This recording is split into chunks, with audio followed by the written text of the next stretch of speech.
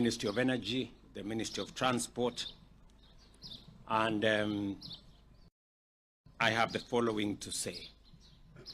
Over the past few weeks, many families, businesses, farmers, and transport operators have felt the pain of rising fuel prices. I fully understand the frustration and the burden this has placed on households and on the cost of living across the country. As President, I want to speak to you honestly and directly about why this is happening, what the government is doing, and why we must face this challenge together as one nation. The truth is this: Kenya is facing the effects of global fuel crisis caused by the ongoing conflict in the Middle East. This is not a crisis affecting Kenya alone. Countries across Africa, Europe, Asia, and the Americas are all struggling with rising fuel prices, fuel shortages, and disruptions in supply. Since the conflict involving Iran escalated on the 28th of February 2026, the Strait of Hormuz, one of the world's most important supply routes, through which nearly 1/5 or 20% of global oil passes every day, has experienced major disruption. This has created one of the largest global oil supply shocks in modern history.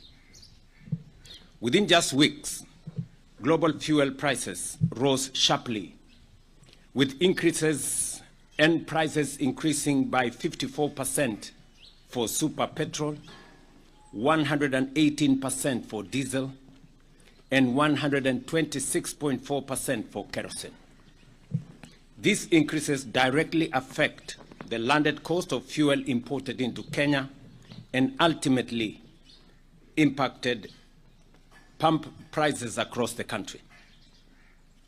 The World Bank now projects that global energy prices will rise by 24% in 2026 alone, while the International Energy Agency has warned that global market may remain undersupplied until late 2026 or beyond.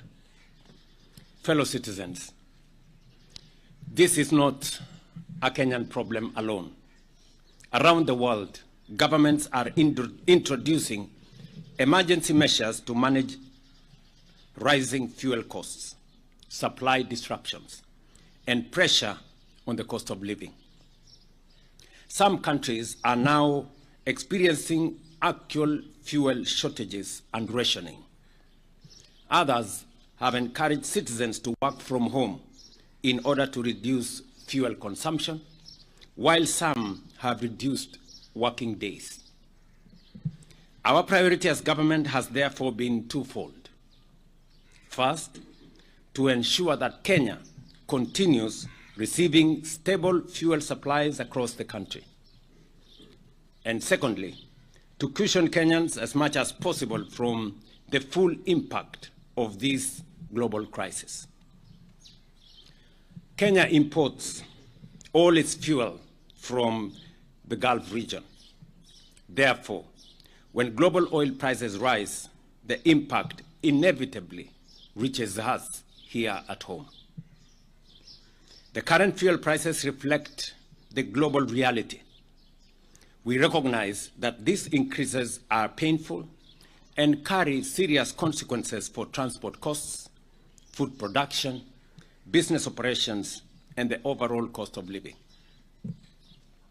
I know that for many Kenyans, rising fuel prices are not just numbers at the pump. They reflect everyday life.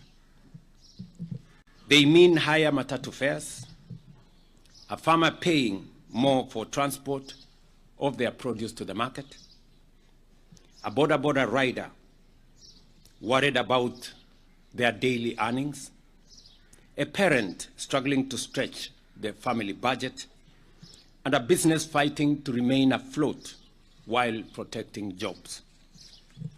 the government of Kenya has not stood by. We have undertaken several consequential interventions. First, through forward planning, using the Petroleum Development Levy and Fund, we have built strategic financial reserves to help stabilize the market during times such as this, without disrupting the broader economy as has happened in the past. To cushion consumers from the sharp rise in global oil prices, the government has used the Petroleum Development Fund to stabilize fuel prices. In the last two pricing cycles alone, that is April, May, and May-June 2026, the government has utilized 13.7 billion to cushion consumers. Secondly, working with Parliament, we have reduced VAT on petroleum products from 16% to 8%, foregoing Kenya shillings 14.4 billion in tax revenue in order to reduce pressure on Kenyan families and businesses. In the April-May 2026 pricing cycle, the government utilized Kenya shilling 6 billion in fuel stabilization and also forwent 6.41 billion in VAT revenue. In total, the government spent 12.45 billion on stabilizing during that cycle. That is April-May. We have spent a total of 12.45 billion to stabilize fuel prices.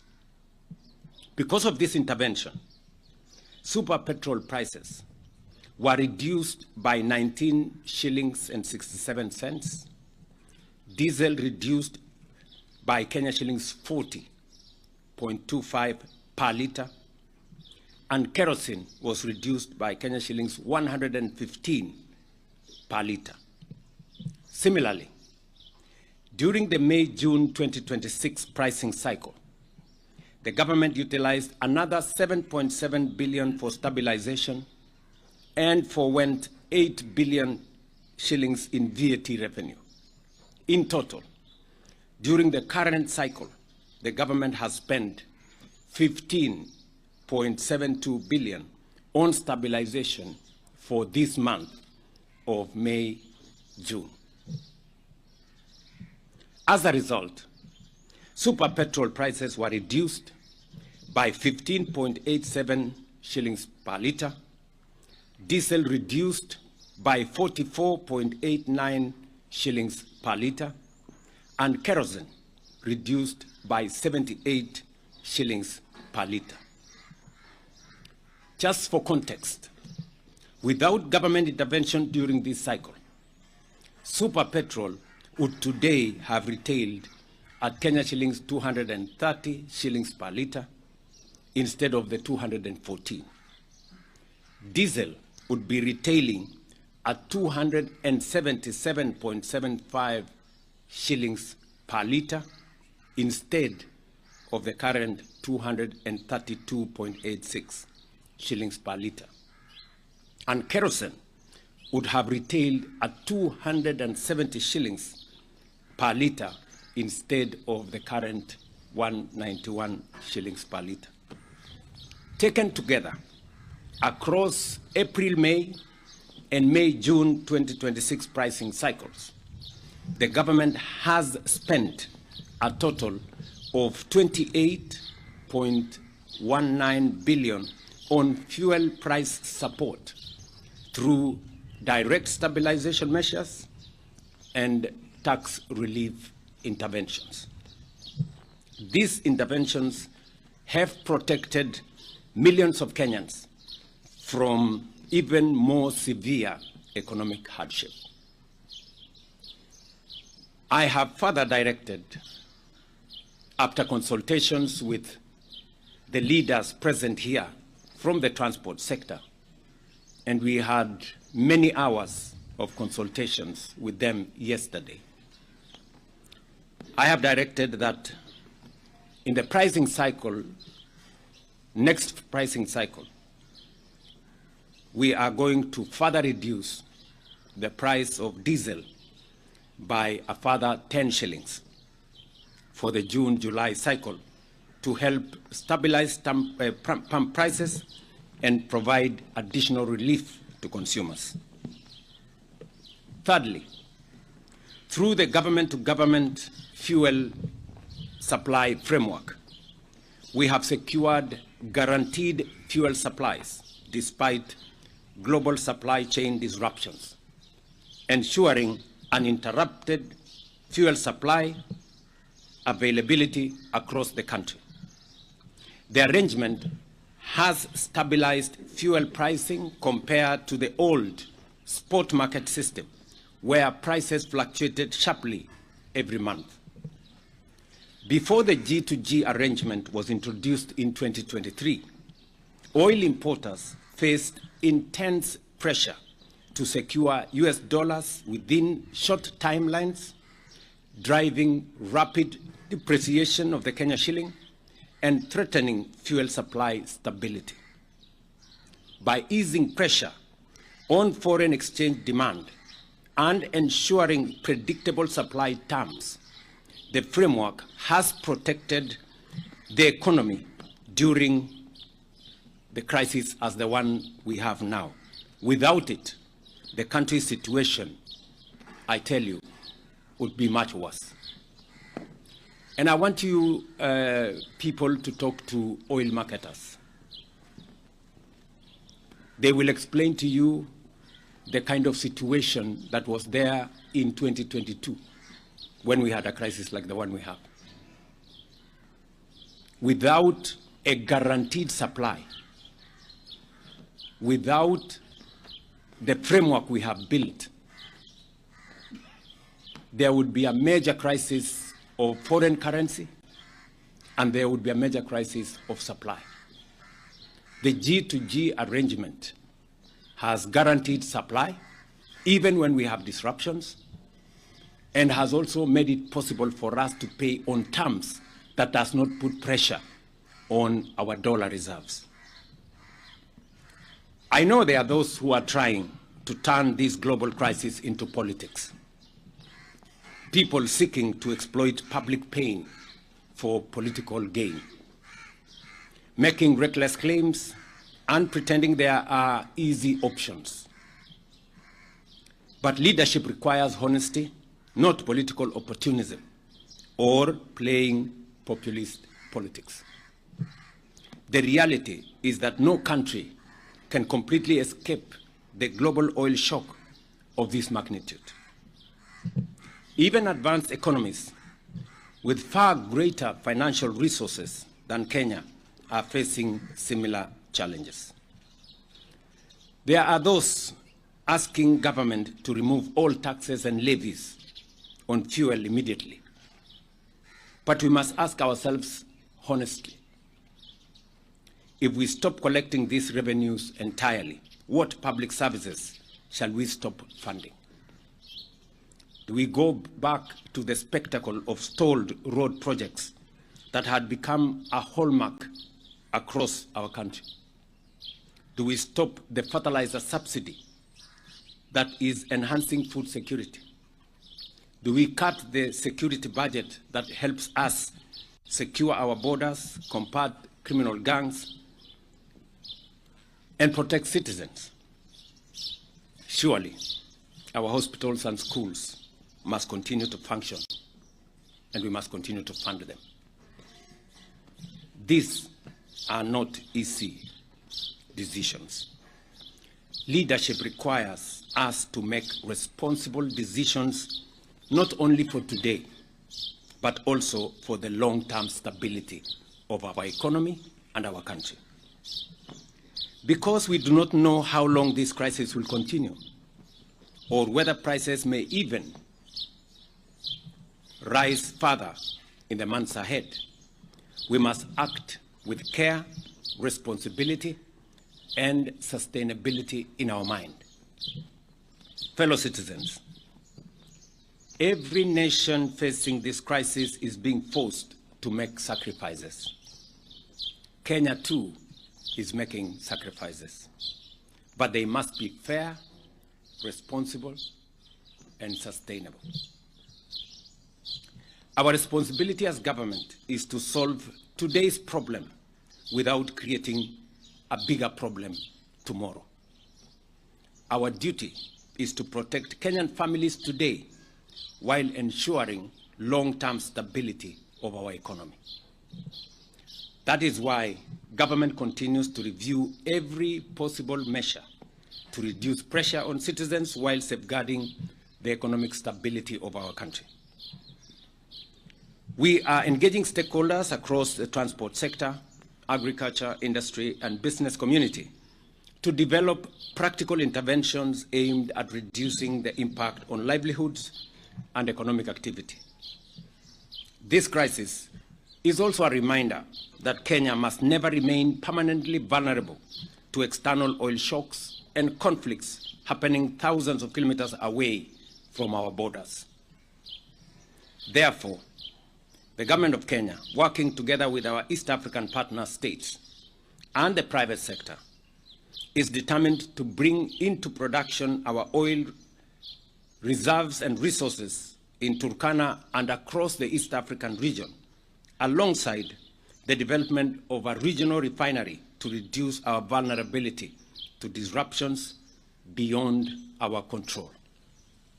And that is future generations of Kenyans are less exposed to global fuel instability. We must embrace electric vehicles as a first step, and the government has already ordered 3,000 electric vehicles through the Ministry of Interior for use by our security and administration officials. I am also making a declaration that the first 100,000 electric vehicles to be imported into Kenya, whether for public service or private use, will be duty-free, even as we continue to work with private sector for investors in the electric vehicle manufacturing to establish production facilities in Kenya.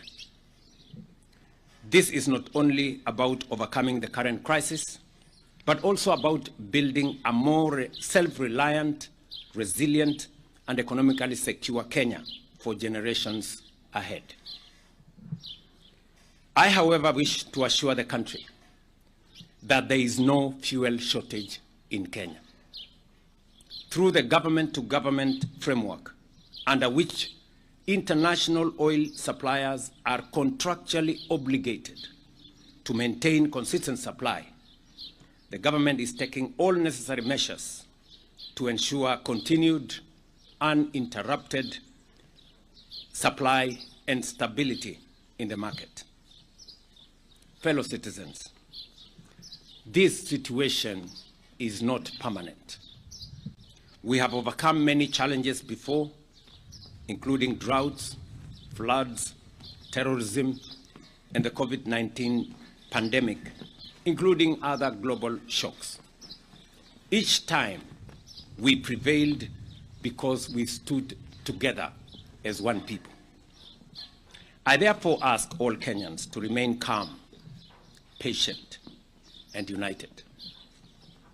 To every mother worried about tomorrow's food prices, every worker wondering how they will afford transport to work, every trader struggling to keep a small business alive, and every young person anxious about the future, I want you to know that the government of Kenya, your government, sees your struggle and stands with you. To our transport operators, drivers, and logistics workers, some of them represented by the leadership here, we hear your concerns. We respect the important role that you play in keeping our economy moving, and we will continue engaging you to find practical solutions. No Kenyan should feel abandoned at this point in time. And so, after extensive consultations with stakeholders across the transport sector, a number of critical concerns and proposals were raised regarding livelihoods, operations, and sustainability of the industry. Consequently, the government has agreed on the following measures. The Ministry of Transport will engage financial institutions and the banking sector to provide a platform for transport operators to address the financial challenges arising from the current crisis, including the possibility of temporary relief on lending terms within the sector. Many of the good people standing behind me have vehicles, transport vehicles on loan from some of the financial institutions. The government of Kenya, through the ministry, is going to engage those financial institutions so that we can seek some relief for our transport sector as we all face the crisis ahead of us.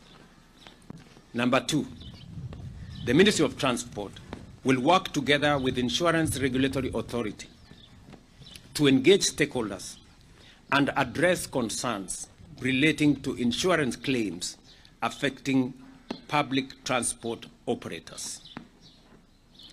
There is a big issue about transport operators, despite having insurance covers for their vehicles and passengers, end up paying bills when accidents occur and insurance companies go scot-free.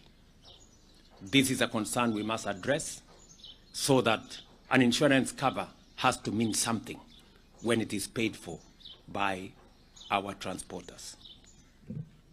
I have further directed that an immediate review of both the Insurance Act and the Auctioneers Act be undertaken to conclude within the next 3 months in order to establish a more responsive and fair framework for players within the sector. The Ministry of Transport, through the National Transport and Safety Authority, will engage transport network companies and drivers operating under the digital taxi platforms with a view to immediately implementing regulations on a minimum taxi fare and resolving the long-running disputes affecting the ride-hailing sector. The people in that space sometimes work for 16 hours to be able to make ends meet. There is need for urgent regulations that have already been developed, and I have instructed the ministry to work with the stakeholders to make sure that those regulations are implemented so that we can streamline the whole digital taxi platform. Recognizing the important role of creativity and self-expression within our transport culture, I have also directed the NTSA to facilitate an enabling environment for matatu operators to continue utilizing artwork and graffiti on their vehicles in a manner that upholds safety and respect for other road users. The industry is telling me that they have been told they must remove all graffiti from their matatus. And I'm asking myself why. The government will continue engaging stakeholders across the transport sector to develop practical and sustainable solutions that protect livelihoods and support economic activity. I therefore ask all Kenyans to remain calm, patient, and united. Let us reject division, fear, and misinformation. While every citizen has a right to express their concerns, collectively, we must reject hooliganism and all forms of violence that lead to the loss of lives, property, disrupting livelihoods, and undermining our economy. Let us use fuel responsibly, support one another, and protect our economy during this period. We will continue keeping the nation informed and doing everything possible to protect Kenyan families, businesses, and jobs. We must confront this challenge in the same spirit of unity, resilience, and national resolve that has carried Kenya through difficult moments before. Ladies and gentlemen, I know together, united, we shall overcome. May God bless you, and may God bless the Republic of Kenya. Asanteni sana. Naamini taarifa hiyo niliyotoa kwa niaba ya serikali baada ya mazungumzo na hawa viongozi wa sekta yetu ya uchukuzi ama transport. Tumefanya mkutano jana jioni wa muda, na tumekubaliana ya kwamba mahali tulipo leo kama taifa ni sote sisi tuungane, tushirikiane na tufanye yale ambayo yatasaidia kuhakikisha kwamba biashara zetu zinaendelea, maisha ya Wakenya inazidi kuendelea mbele pasipo na matatizo yale yalipo, lakini kwa pamoja tukiungana tunaweza kukabiliana na matatizo haya. Nimewashukuru viongozi hawa kwa kushirikiana na serikali na kufanya kazi pamoja na sisi kutafuta suluhisho ya yale mambo ambayo yako wakati huu, hasa kwa sababu ya matatizo ya bei ya mafuta kupanda kwa sababu ya vita zilizoko sehemu zingine. Na nimewashukuru hawa viongozi kwa kujitolea na kuungana pamoja na sisi kutafuta haya interventions ambayo tumekubaliana pamoja na wao. I want to thank the leadership here of the transport sector for their patriotism and believe that when we meet together, we can always find solutions for the challenges that we face as a nation. And therefore, thank you very much to all you guys, to the ministers who are here, who have engaged on this matter. And as I have said, we will continue to inform the country as we take steps. We're also pursuing dialogue and diplomatic means in the international community to try and bring this whole situation to a stop so that we can continue our lives. And we are hopeful that the days to come are going to be better than where we are today. So asanteni sana. Sijui kama ndugu zetu, somebody wants to say something? Thank you very much, Your Excellency. Ours is to say that I would like to first start by apologizing to the country for the time that we went on strike. Ours, we said the vehicles stay at home, but we realized goons infiltrated and some maybe political interests came in, and people lost their vehicles, people lost schools were vandalized and other institutions. That was not us, and that's why we saw it best to go for negotiations. And as a result of the negotiations, His Excellency has been kind enough to give us what we've cried for since independence, the review of the insurance. So I will not dwell to what the Excellency talked about. The auctioneers, everybody who has a vehicle knows what is happening to us. We've lost more than enough. People have died because of stress and pressure. Na yetu ni kushukuru kwa sababu we've moved a step in the best direction as an industry. Lastly, there were many things that we discussed. We've been given CS for transport, so that we go and complete all the other pending issues.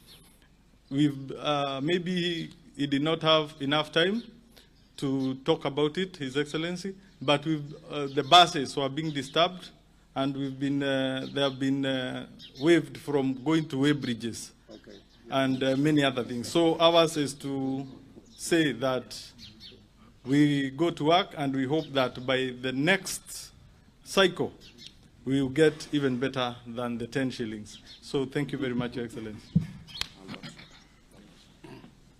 Thank you, His Excellency, the President of the Republic of Kenya. As the transport sector, we are happy with what you've come up with, and we are going to support the government. The government belongs to us. We want to thank the governor of Nairobi, because we know that the county of Nairobi lost a lot of money.